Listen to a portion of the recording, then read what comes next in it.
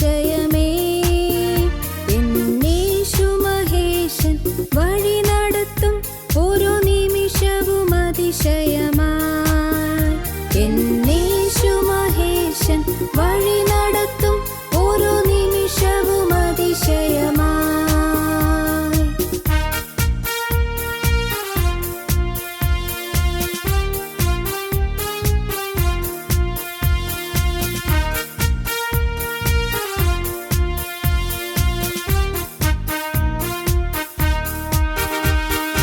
കൂരിരുൾ മൂടും താഴ്വരയിൽ ഭീതിയില്ലാതെന്നെ നടത്തിയിടും ക്ഷീണിതയായി ഞാൻ ഉഴലുമ്പോൾ ബലമെനിക്കേകിടുമേ കൂരിരുൾ മൂടും താഴ്വരയിൽ ഭീതിയില്ലാതെന്നെ നടത്തിയിടും ക്ഷീണിതയായി ഞാൻ ഉഴലുമ്പോൾ ബലമെനിക്കേകിടുമേ ജീവിതപാതയിലൂടെ ജീവിതയാത്രയിലെന്നെ ജീവനും ശക്തിയുമേകി എന്നും നടത്തിടും അതിശയമായി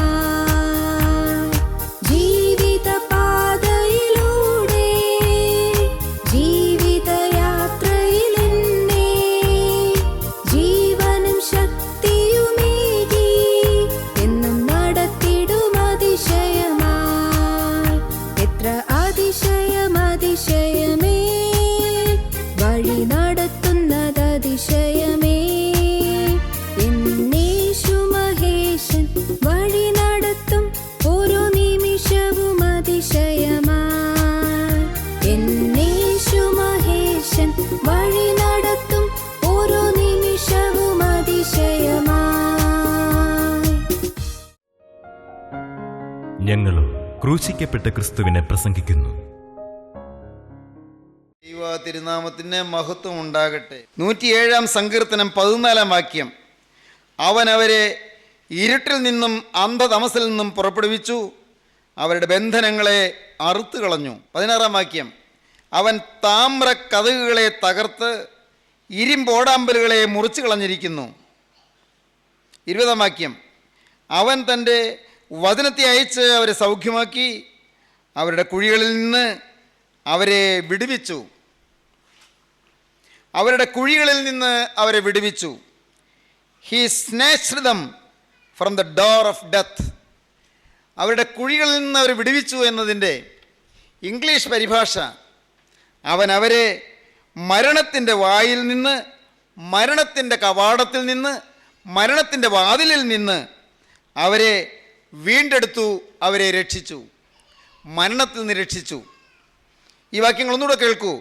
അവൻ അവരെ ഇരുട്ടിൽ നിന്നും അന്ധതമസിൽ നിന്നും പുറപ്പെടുവിച്ചു, അവരുടെ ബന്ധനങ്ങളെ അറുത്തു കളഞ്ഞു. അവൻ താമ്ര കതകുകളെ തകർത്തു, ഇരുമ്പോടാമ്പലുകളെ മുറിച്ചു കളഞ്ഞിരിക്കുന്നു. അവൻ തൻ്റെ വചനത്തെ അയച്ച് അവരെ സൗഖ്യമാക്കി, അവരുടെ കുഴികളിൽ നിന്ന് അവരെ വിടുവിച്ചു. മറ്റ് പല വാക്യങ്ങൾക്കും ഉള്ളതുപോലെ ഈ വാക്യത്തിനും അക്ഷരീയമായ അർത്ഥമുണ്ട്, ആത്മീയമായ അർത്ഥമുണ്ട്. ഈ വാക്യത്തിന് പ്രാവചനികമായ അർത്ഥമുണ്ട്, പ്രവചനപരമായ അർത്ഥമുണ്ട്, വരുംകാലത്തേക്കുള്ള അർത്ഥമുണ്ട്. ഇരുട്ടിൽ നിന്നും അന്ധതമസിൽ നിന്നും പുറപ്പെടുവിച്ചു. അന്ധതമസ്, ഇരുൾ നിറഞ്ഞതായ കുറ്റാക്കുറ്റി ഇരുട്ട്. അന്ധതമസ്, തമസ് ഇരുട്ട്, അന്ധതമസ് കൂരിരുട്ട്. അവൻ അവരെ ഇരുട്ടിൽ നിന്നും അന്ധതമസിൽ നിന്നും പുറപ്പെടുവിച്ചു, അവരുടെ ബന്ധനങ്ങളെ അറുത്തു കളഞ്ഞു. ഇരുട്ടിലാണ്, ബന്ധനങ്ങളിലാണ്. സഹോദരങ്ങളെ, അനേകരിന്ന് അങ്ങനെയാണ്. ആത്മാവിൽ ഇരുട്ടിലാണ്, ആത്മാവിൽ ബന്ധനത്തിലാണ്, ആത്മാവിൽ പൈശാചികൻ്റെ കാരാഗ്രഹത്തിലാണ്, സാത്താൻ്റെ ജയിലറയിലാണ്. അനേകരും മരണത്തിൻ്റെ കൂരിരുട്ടിലാണ്. ആത്മാവ് മരിച്ചു കിടക്കുന്നു, ആത്മാവിൽ ജീവൻ നഷ്ടപ്പെട്ടു പോയിരിക്കുന്നു, ആത്മാവ് മരണാവസ്ഥയിലായിരിക്കുന്നു. അവൻ അവരെ ഇരുട്ടിൽ നിന്നും അന്ധതമസിൽ നിന്നും പുറപ്പെടുവിച്ചു, അവരുടെ ബന്ധനങ്ങളെ അറുത്തു കളഞ്ഞു. അവൻ താമ്ര കതകുകളെ തകർത്തു, ഇരുമ്പോടാമ്പലുകളെ മുറിച്ചു കളഞ്ഞിരിക്കുന്നു. ഏതാണ് ഈ താമ്ര കതകുകൾ? ഏതാണ് ഇരുമ്പോടാമ്പലുകൾ? അത് പാതാളത്തിൻ്റെയും മരണത്തിൻ്റെയും ആ വലിയ ബന്ധനമാണ് പറഞ്ഞിരിക്കുന്നത്. കൊരിന്ത്യർക്ക് എഴുതിയ 1-ാമത്തെ ലേഖനം 15-ാം അധ്യായത്തിൽ അവിടെ നാം കാണുന്നത്, ഹേ മരണമേ നിന്റെ ജയമെവിടെ? ഹേ മരണമേ നിന്റെ വിഷമുള്ളവിടെ? 1 കൊരിന്ത്യർ 15-ാം അധ്യായം 55-56 വാക്യങ്ങൾ. ഈ ദ്രവത്വമുള്ളത് അദ്രവത്വത്തെയും ഈ മർത്യമായത് അമർത്യത്വത്തെയും ധരിക്കുമ്പോൾ മരണം നീങ്ങി ജയം വന്നിരിക്കുന്നു എന്ന് എഴുതിയ വചനം നിവൃത്തിയാകും. ഹേ മരണമേ നിന്റെ ജയം എവിടെ? ഹേ മരണമേ നിന്റെ വിഷമുള്ളവിടെ? ഈ വാക്യം ഹോശയ്യ പ്രവാചന പുസ്തകം 13-ാം അധ്യായത്തിൽ നിന്ന് അപ്പോസ്തലനായ പൗലോസ് ഉദ്ധരിക്കുകയാണ്. പഴയ നിയമത്തിൽ ഹോശയ്യ പ്രവാചന പുസ്തകം 13-ാം അധ്യായം 14-ാം വാക്യത്തിൽ ഈ വാക്യമുണ്ട്, ഹേ മരണമേ നിന്റെ ജയം എവിടെ? ഹേ മരണമേ നിന്റെ വിഷമുള്ളവിടെ? മരണത്തിൻ്റെ ജയം, മരണത്തിൻ്റെ വിഷമുള്ള അത് മനുഷ്യൻ്റെ ജീവിതത്തിലെ പാപമാണ്. പാപം മനുഷ്യ ജീവിതത്തിൽ വന്നപ്പോൾ ആത്മാവ് മരിച്ചു. ആത്മാവ് മരിച്ചുപോയ മനുഷ്യൻ അവൻ നിത്യമരണത്തിലേക്ക് നീങ്ങുന്നു. നിത്യമരണമായ നിത്യയാതനയിലേക്ക്, നിത്യനരകത്തിലേക്ക് അവൻ നീങ്ങുന്നു. നിത്യനരകത്തിലേക്ക് പോകുന്ന മനുഷ്യനെ തടുത്തു നിർത്തി അവൻ്റെ മരണം മാറ്റി, അവൻ്റെ പാപം മാറ്റി, അവന് ആത്മാവിൽ ഉയർത്തെഴുന്നേൽപ്പ് നൽകാനാണ് കർത്താവായ യേശു ക്രിസ്തു ക്രൂസിൽ മരിച്ചതും ക്രിസ്തു ഉയർത്തെഴുന്നേറ്റതും. പിതാക്കന്മാർ പണ്ടങ്ങനെ പാടി, നിങ്ങൾ പാടാറുണ്ട്, മോദിക്ക വിശുദ്ധ സഭേ നമ്മുടെ നാഥൻ, 3-ാം നാളിൽ ജീവിച്ച കബറീന്നെഴുന്നേറ്റാൻ, പാവത്തെ കൊലയാൽ കൊന്നാൻ മൃതിയാൽ, ക്രോപകൾ കുന്തം താനേറ്റ കുന്തത്താൽ നീക്കി, തൻ കമറാൽ തീർത്താൻ കബർനാശം, തന്നുദ്ധാനാലിങ്ങുയരേകി, ഏറ്റിഹ താൻ പോക്കി വഴി തെറ്റെല്ലാം ഞങ്ങളുടെ. ഇവയെല്ലാം യേശു ഏറ്റ് ഞങ്ങളുടെ വഴിത്തെറ്റെല്ലാം യേശു പോക്കി. മരണത്തിൻ്റെ ഓടാമ്പലുകളെ തകർത്തു, പാതാളത്തിൻ്റെ മതിൽക്കെട്ടുകളെ തകർത്തു. കരുണയുള്ള കർത്താവ് ഞങ്ങൾക്ക് ഉയർത്തെഴുന്നേൽപ്പ് നൽകി. മോദിക്കുക വിശുദ്ധ സഭയെ, ക്രിസ്തുവിൻ്റെ മണവാട്ടിയായ സഭയെ നീ ആനന്ദിച്ചുകൊള്ളൂ, നീ മോദിച്ചുകൊള്ളൂ, നീ ആമോദത്തോടെ ആനന്ദത്തോടെ സ്തുതിച്ചുകൊള്ളൂ. മോദിക്ക വിശുദ്ധ സഭയെ. എന്താണ് കാരണം? അവൻ പാപത്തെ അവൻ കൊന്നുകളഞ്ഞു, മരണത്തെയും ഹനിച്ചു കളഞ്ഞു. പാപത്തെ കൊന്നു, മരണത്തെ സ്വന്തം മരണത്താൽ കൊന്നു. തൻ്റെ മരണത്താൽ ഞങ്ങളുടെ മരണം മാഞ്ഞു പോകുവാനായിട്ട് ദൈവത്തിൻ്റെ സ്നേഹം തൻ്റെ സ്ഥാനത്ത് നിന്ന് ഞങ്ങളുടെ അടുക്കിലേക്ക് തന്നെ ഇറക്കിക്കൊണ്ടുവന്നു. പാപത്തെ കൊന്നു, മരണത്തെയും കൊന്നു. നാം ഇതെല്ലാം പ്രാർത്ഥിക്കും അല്ലേ? പക്ഷേ പലപ്പോഴും അർത്ഥം ഗ്രഹിക്കാറുണ്ടോ? മോദിക്ക വിശുദ്ധ സഭേ നമ്മുടെ നാഥൻ, 3-ാം നാളിൽ ജീവിച്ച കബറീന്നെഴുന്നേറ്റാൻ, പാവത്തെ കൊലയാൽ കൊന്നാൻ മൃതിയാൽ, ക്രോപകൾ കുന്തം താനേറ്റ കുന്തത്താൽ നീക്കി, തൻ കബറാൽ തീർത്താൻ കബർനാശം, തന്നുദ്ധാനാലിങ്ങുയരേകി, ഏറ്റിവ താൻ പോക്കി വഴിത്തെറ്റെല്ലാം ഞങ്ങളുടെ. അങ്ങനെ ഞങ്ങളുടെ വഴിത്തെറ്റെല്ലാം, ഞങ്ങളുടെ പാപങ്ങളെല്ലാം മാറ്റി. എൻ്റെ ദൈവമേ, പൂർവീയ പിതാക്കന്മാർ ഇതെല്ലാം അനുഭവിച്ചിരുന്നു, പരിശുദ്ധ പിതാക്കന്മാർ ഇതെല്ലാം അനുഭവിച്ചിരുന്നു. സഹോദരങ്ങളെ, നാം അനുഭവിക്കുന്നുണ്ടോ? നമ്മുടെ പാപം ക്രിസ്തു തൻ്റെ മരണത്താൽ മാറ്റിയെന്ന്. നമ്മുടെ ജീവിതത്തിൻ്റെ കബറ് കർത്താവ് തൻ്റെ കബറിനാൽ മാറ്റിയെന്ന്. നമ്മുടെ ജീവിതത്തിൻ്റെ ബന്ധനം കർത്താവ് അഴിച്ചു തന്നു എന്ന്. നമ്മുടെ ആന്തരിക ബന്ധനങ്ങൾ കർത്താവ് അഴിച്ചു എന്ന് ഈ ഒരു ഉറപ്പ് നമുക്ക് ലഭിച്ചിട്ടുണ്ടോ? എൻ്റെ പാവക്കറകളൊക്കെയും യേശു കഴുകി തന്നു എന്ന് ഒരു ഉറപ്പ് കിട്ടുന്ന എന്തൊരു ഭാഗ്യമാണ് പ്രിയപ്പെട്ടവരെ. പാപങ്ങൾ വന്നു, ശരി, തിന്മകൾ വന്നു, സത്യം, അനേകം പാപങ്ങൾ വന്നു. തല മുഴുവനും ദീനവും ഹൃദയം മുഴുവൻ രോഗവും പിടിച്ചിരിക്കുന്നെന്ന് യെശയ്യാ 1-ാം അധ്യായത്തിൽ പറയുന്ന പ്രകാരം തലയിലെ ചിന്തയിൽ മുഴുവൻ പാപം, ഹൃദയത്തിലെ ആഗ്രഹങ്ങളിൽ മുഴുവൻ പാപം, വിചാരത്തിലും വികാരത്തിലും പാപം, വിചാരത്തിൽ പാപം, വികാരത്തിൽ പാപം. എൻ്റെ ദൈവമേ, തല മുഴുവനും ദീനവും ഹൃദയം മുഴുവൻ രോഗവും പിടിച്ചിരിക്കുന്നു. അടി തൊട്ട് മുടി വരെ ഒരു സുഖവുമില്ല. എല്ലാം പാപമയമാണ്. ഓരോ അണുവിലും പാപമുണ്ട്. ചിന്തയിൽ പാപം, വാക്കുകളിൽ പാപം, പ്രവൃത്തിയിൽ പാപം. സഹോദരങ്ങളെ, എന്നാൽ ജീവനുള്ള ക്രിസ്തു എന്താണ് ചെയ്തത്? ഇതെല്ലാം ക്രിസ്തു അങ്ങ് ഏറ്റെടുത്തു. തൻ്റെ മേലെല്ലാം ഏറ്റെടുത്തു, എല്ലാം വഹിച്ചു. ഞാൻ ഒരു ഉദാഹരണ കഥ കേട്ടിട്ടുണ്ട്. അങ്ങനെയൊന്നും നടന്നതാകാതിരിക്കട്ടെ. ഒരു ബോട്ട് നിറയെ ആളുകളുണ്ട്, കണക്കിലേറെ ആളുകളുണ്ട്. ബോട്ട് നിറയെ ആളുകൾ, കണക്കിലേറെ ആളുകൾ. ടൂറിസ്റ്റ് ബോട്ടാണോ ആവോ, നിറയെ ആളുകൾ. അതിൻ്റെ ആ ബോട്ടിൽ ആളുകൾ ഇരിക്കാനുള്ളിടത്തെല്ലാം ഇരിക്കുന്നുണ്ട്, നിൽക്കുന്നിടത്ത് നിൽക്കുന്നുമുണ്ട്. പിള്ളേരാരാണ്ട് അരികത്തിരുന്നു കൊണ്ട് ആ ബോട്ടിലിരുന്നു കൊണ്ട് കൈ പുറത്തോട്ടിട്ട് ആ വെള്ളത്തിലൂടെ ഇങ്ങനെ കൈ ഇങ്ങനെ വീശിക്കൊണ്ടിരുന്നു. വെറുതെ രസിച്ചങ്ങനെ ചെയ്തതായിരിക്കണം. എപ്പോഴോ ഒരു കുട്ടി അയ്യോ എന്ന് പറഞ്ഞ് നിലവിളിച്ചു. അയ്യോ! എല്ലാവരും ശ്രദ്ധിച്ചു. എന്താ പറ്റിയെന്നോ? ആ കുഞ്ഞിൻ്റെ കൈ ഇങ്ങോട്ട് വലിച്ചിട്ട് കിട്ടുന്നില്ല. ഒരു ചീങ്കണ്ണിയോ മുതലയോ അത് കയ്യിൽ കടിച്ചിരിക്കുന്നു. ആ ചീങ്കണ്ണി വിടുന്നില്ല. ചീങ്കണ്ണി ആ കയ്യിൽ കടിച്ചു പിടിച്ചിട്ട് അതിൻ്റെ കൂർത്തുമൂർത്ത പല്ലുകൾ അസ്ഥികളുടെ ഇടയിലൂടെയും കോർത്തിറക്കി കുട്ടിയെ അങ്ങ് വലിച്ചുകൊണ്ട് പോവുകയാണ്. ഉടനെ കുട്ടി അങ്ങോട്ട് ആഞ്ഞാഞ്ഞ് പോകുമ്പോഴേക്കും കുട്ടിയുടെ അപ്പൻ ആ കുട്ടിയെ ഇങ്ങോട്ട് അകത്തേക്ക്, ബോട്ടിനകത്തേക്ക് ഇങ്ങനെ പിടിക്കുകയാണ്. അപ്പൻ ഇങ്ങോട്ട് പിടിക്കും തോറും ശക്തിയേറിയ ആ ഭയങ്കരനായ ചീങ്കണ്ണി കുഞ്ഞിനെ അങ്ങോട്ട് വലിച്ചുകൊണ്ടേ പോകുന്നു. എല്ലാവരും കൂട്ടക്കരച്ചിലായി. കാരണം കുഞ്ഞിനെ അങ്ങ് വലിച്ചുകൊണ്ട് പോകുമ്പോഴേക്കും ബോട്ട് ഇങ്ങനെ ചെരിയുകയാണ്, ചെരിഞ്ഞെരിഞ്ഞ് പോവുകയാണ്. നല്ലപോലെ ചെരിയുന്നു. അയ്യോ, ബോട്ട് മുങ്ങുമോ? എല്ലാവരും അമ്പരപ്പിലായി, കൂട്ടക്കരച്ചിലായി. എന്ത് ചെയ്യാൻ പറ്റും? കുഞ്ഞിനെ അങ്ങ് വിട്ടാൽ ആ കുഞ്ഞിനെ ചീങ്കണ്ണി കടിച്ച് കീറി തിന്നും.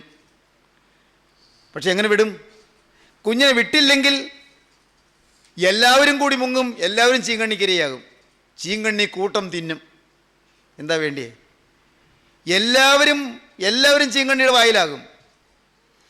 ആ തടാകത്തിൽ ധാരാളം ചീങ്കണ്ണികളുണ്ട് പോലും. കഥയായിരിക്കട്ടെ, സംഭവിച്ചതാകാതിരിക്കട്ടെ. പ്രിയപ്പെട്ടവരെ, ആ ബോട്ട് അങ്ങോട്ട് ചെരിഞ്ഞെരിഞ്ഞ് പോകും തോറും എല്ലാവരും പറഞ്ഞു, അയ്യോ വിട്, പെട്ടെന്ന് വിട്, അല്ലെങ്കിൽ നാം എല്ലാവരും കൂടി മുങ്ങും. അപ്പൻ നിസ്സഹായനായി ചുറ്റും നോക്കി. കുഞ്ഞോ ഉച്ചത്തിൽ കരയുന്നു. സഹോദരങ്ങളെ, ആ കുഞ്ഞിനെ അപ്പൻ അങ്ങ് പിടിവിട്ടു. ചീങ്കണ്ണി കുഞ്ഞിനെ വലിച്ചുകൊണ്ടങ്ങ് പോയി. ബോട്ട് നിവർന്നു നിന്നു, ബോട്ടിലുള്ളവർ രക്ഷപ്പെട്ടു. ഇതൊരു ഉദാഹരണമായിരിക്കട്ടെ. ഇതൊരു വെറും ഒരു അസംഭവ്യ കഥയായിരിക്കട്ടെ. എന്നാൽ ഞാനൊന്ന് നിങ്ങളോട് പറയാം. സ്വർഗത്തിലെ നിത്യനായ ദൈവം തൻ്റെ ഏകജാതനെ സാത്താനിഷ്ടം പോലെ പന്താടാൻ വിട്ടുകൊടുത്തു. പൈശാചിന് കടിച്ചു കയറാൻ വിട്ടുകൊടുത്തു. പൈശാചിക ശക്തിക്ക് സകലവിധമായ ദുരിതങ്ങളും ഏൽപ്പിക്കാൻ, പീഡകളേൽപ്പിക്കാൻ വിട്ടുകൊടുത്തു. എന്തിന്? എന്നെ രക്ഷിക്കാൻ, നിങ്ങളെ രക്ഷിക്കാൻ, നമ്മെ എല്ലാവരെയും വീണ്ടെടുക്കാൻ, നമ്മെ എല്ലാവരെയും അപകടത്തിൽ നിന്ന് വിടുവിക്കുവാൻ, നിത്യ അപകടമാകുന്ന നരകത്തിൻ്റെ ഭീകരതയിൽ നിന്ന് വിടുവിക്കുവാൻ നിത്യനായ ദൈവം തൻ്റെ മകനെ വിട്ടുകൊടുക്കേണ്ടി വന്നു. ദൈവത്തിൻ്റെ കരുണ, ദൈവത്തിൻ്റെ സ്നേഹം നമ്മെ സാത്താൻ്റെ ബന്ധനത്തിൽ നിന്ന് വിടുവിക്കുന്നതിന് വേണ്ടി തൻ്റെ ഏകജാതനായ തിരുക്കുമാരനെ പൈശാചികൻ്റെ പീഡനങ്ങൾക്കായി ഏൽപ്പിച്ചു കൊടുത്തു. ഓർക്കൂ, ഇതാണ് നാം ഇവിടെ വായിക്കുന്നത്. അവനവയെ ഇരുട്ടിൽ നിന്നും അന്ധതമസിൽ നിന്നും പുറപ്പെടുവിച്ചു, അവരുടെ ബന്ധനങ്ങളെ അറുത്തു കളഞ്ഞു. അവൻ താമ്രക്കതകുകളെ തകർത്തു, ഇരുമ്പോടാമ്പുകളെ മുറിച്ച് കളഞ്ഞിരിക്കുന്നു. അവൻ തൻ്റെ വചനത്തെ അയച്ച് അവരെ സൗഖ്യമാക്കി, അവരുടെ കുഴികളിൽ നിന്ന് അവരെ വിടുവിച്ചു. He snatched them from the door of death, മരണത്തിൻ്റെ വാതിൽക്കൽ നിന്ന് വലിച്ചെടുത്തു. ദൈവത്തിന് സ്തോത്രം. ഇന്ന് എൻ്റെ സഹോദരങ്ങളെ, നിങ്ങൾക്ക് അല്പസമയം ശാന്തമായിട്ട് നിങ്ങളുടെ ജീവിതത്തിലേക്ക് നോക്കാമോ? സാത്താൻ എവിടെയെല്ലാമാണ് നിങ്ങളെ വലിച്ചുകൊണ്ട് പോകുന്നത്? എങ്ങോട്ടെല്ലാം വലിച്ചുകൊണ്ട് പോയി? ഏതെല്ലാം അഴുക്ക് ചാലുകളിലൂടെ നയിച്ചു കൊണ്ടുപോയി? ഏതെല്ലാം കോപാവേശത്തിലൂടെ നിങ്ങൾ നയിച്ചു കൊണ്ടുപോയി? നിങ്ങളുടെ ശരീരം നിങ്ങൾ തിന്മയ്ക്ക് വിട്ടുകൊടുത്തില്ലേ? ലജ്ജാകരമായ പാപങ്ങൾക്ക് വിട്ടുകൊടുത്തില്ലേ? മദ്യത്തിനും അശുദ്ധിക്കും വിട്ടുകൊടുത്തില്ലേ? വഴക്കിനും പിണക്കത്തിനും കലഹത്തിനും നിങ്ങളുടെ ജീവിതം നിങ്ങൾ വിട്ടുകൊടുത്തില്ലേ? ദ്രവ്യാഗ്രഹത്തിനും വഞ്ചനയ്ക്കും ചതിവിനും നിങ്ങൾ വിട്ടുകൊടുത്തില്ലേ? മോഷണവും കലഹവും നിങ്ങളുടെ ജീവിതത്തിൽ ധാരാളമായി വന്നില്ലേ?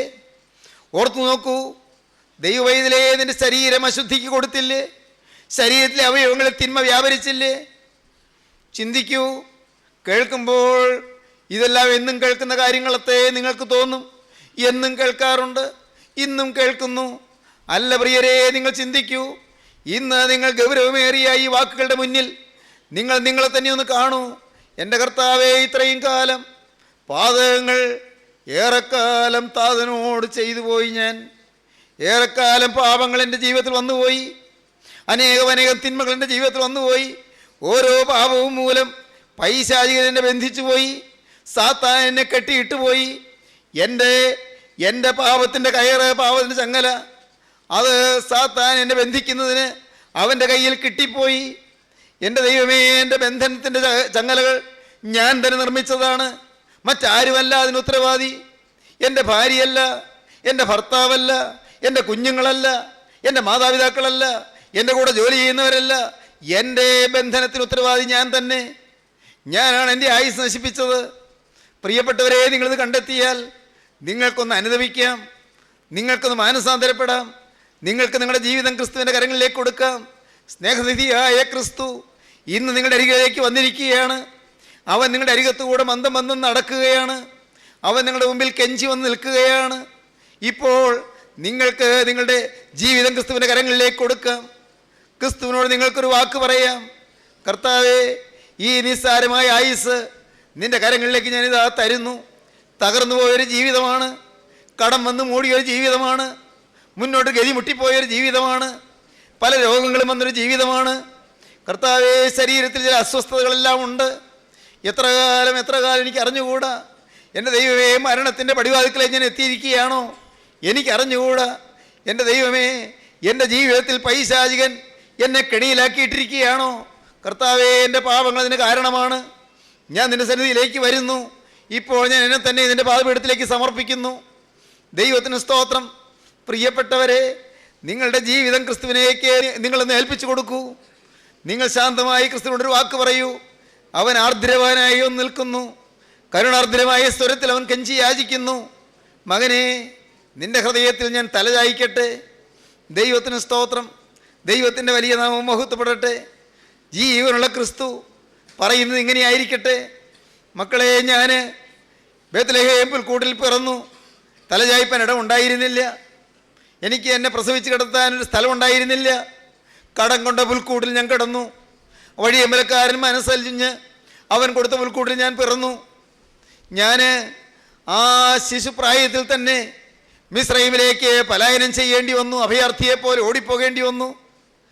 എൻ്റെ ജീവിതത്തിൽ ഞാൻ പണിപ്പുരയിൽ പണി ചെയ്ത് കഷ്ടപ്പെട്ടു. തച്ചൻ്റെ മോൻ എന്ന പേരിന് ഞാൻ വിളിക്കപ്പെടാൻ കാരണമായി തീർന്നു.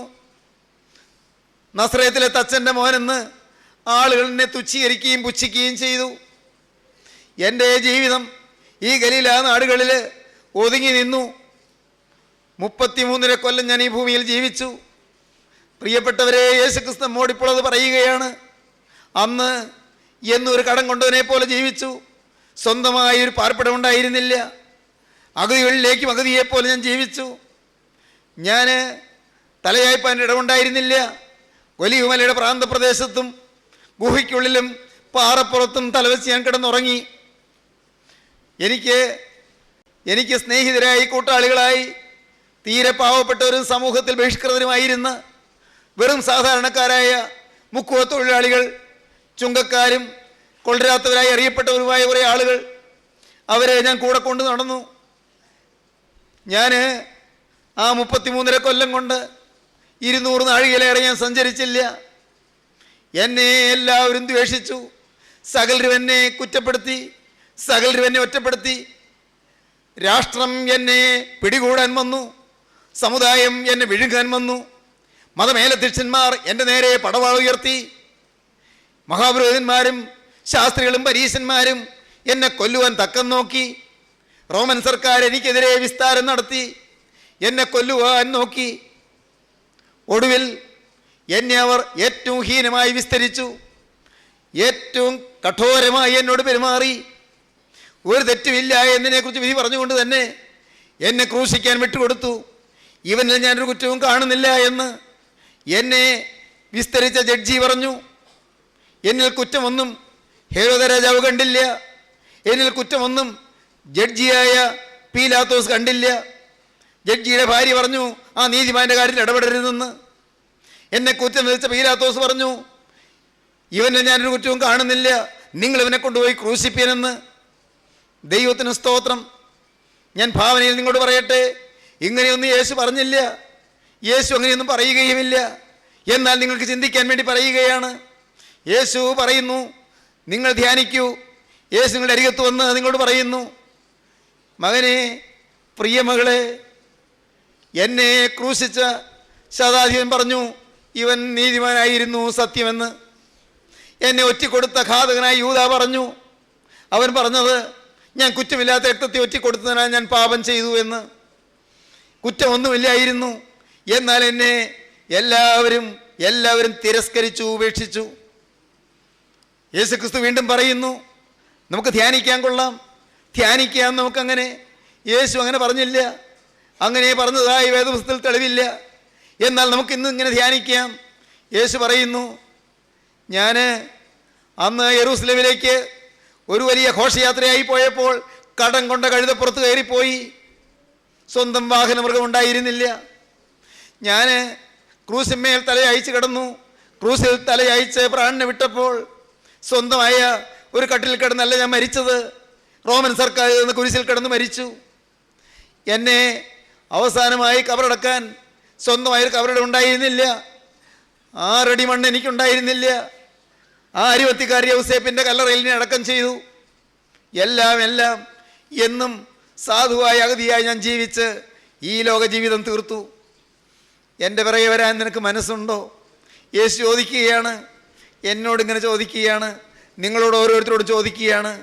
ഈ യേശുവിൻ്റെ പിറകെ പോകാൻ നിങ്ങൾക്ക് താല്പര്യമുണ്ടോ? ഈ യേശുവിന് സാക്ഷിയാകാൻ നിങ്ങൾക്ക് താല്പര്യമുണ്ടോ? ഈ യേശുവിൻ്റെ വിശുദ്ധനാകാൻ നിങ്ങൾക്ക് താല്പര്യമുണ്ടോ?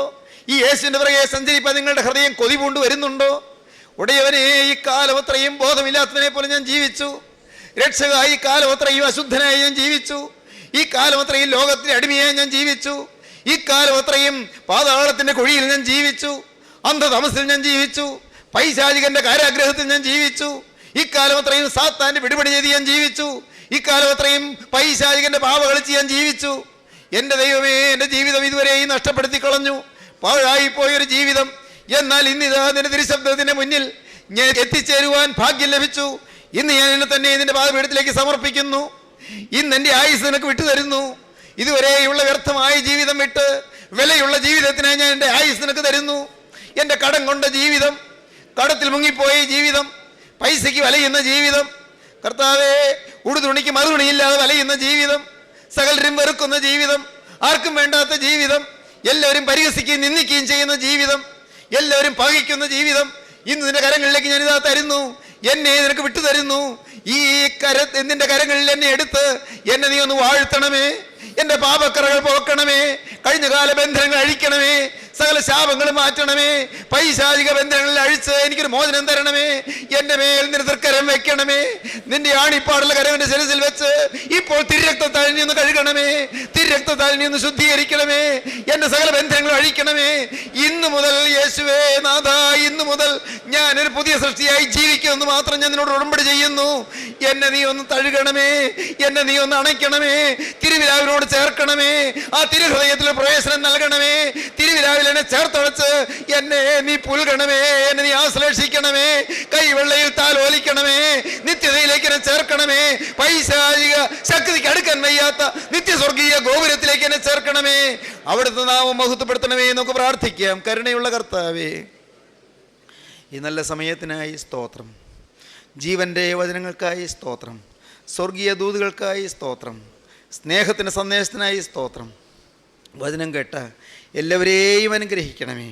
ഓരോരുത്തരുടെ മേലും നിൻ്റെ പരിശുദ്ധാത്മാവിനെ പകരണമേ. സ്തുതിയുടെ ആത്മാവിനെ അയക്കണമേ. സ്നേഹത്തിൻ്റെ ആത്മാവ് വാദിക്കണമേ. എല്ലാവരെയും കൃപയിലേക്ക് ആനയിക്കണമേ. വീണുപോയവരെ എഴുന്നേൽപ്പിക്കണമേ. വഴിതെറ്റിപ്പോയവരെ നേർവഴിക്കാക്കണമേ. ബന്ധനത്തിൽ ഇരിക്കുന്നവരെ വിടുവിക്കണമേ. പൈശാചിക കോട്ടകൾ തകർക്കണമേ. ഭൂതബാധകൾ അകറ്റണമേ കർത്താവേ. പ്രേതബാധകളിൽ നിന്ന് മോചനം കൊടുക്കണമേ കർത്താവേ. രോഗങ്ങൾ മാറ്റണമേ. രോഗസൗഖ്യം അയക്കണമേ. എല്ലാവരെയും അനുഗ്രഹിക്കണമേ. തിരുനാമം മഹത്വപ്പെടുത്തണമേ. യേശുക്രിസ്തുവിൻ്റെ പരിശുദ്ധമായ നാമത്തിൽ തന്നെ. ആമീൻ. ഹല്ലേലൂയ.